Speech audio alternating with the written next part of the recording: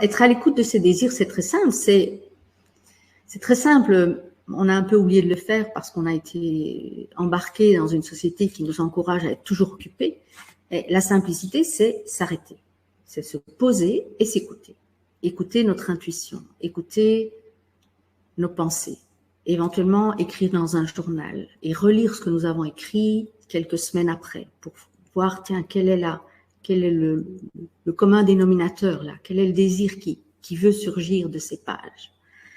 Donc ça, c'est la première chose, c'est s'écouter. Donc, réapprendre à aimer le silence, réapprendre à prendre des moments pour soi. Et je vais en parler dans les 4 points que je vais donner, les 4 clés. Par ailleurs, vous pouvez lancer un désir lié à quelqu'un d'autre, mais vous ne pouvez pas créer pour l'autre.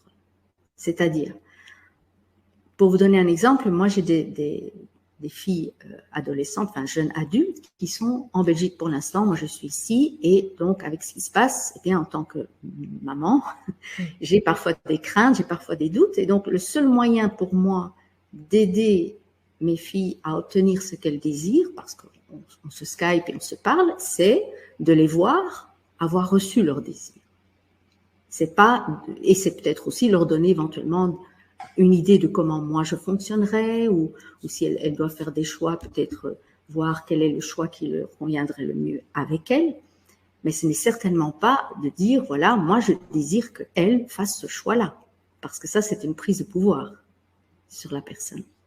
Donc c'est juste savoir quel est le désir de la personne, et puis soutenir ce désir-là simplement par l'envoi d'énergie ou la vision de la personne ayant déjà reçu son désir. Donc ça demande de ne pas juger les choix de la personne.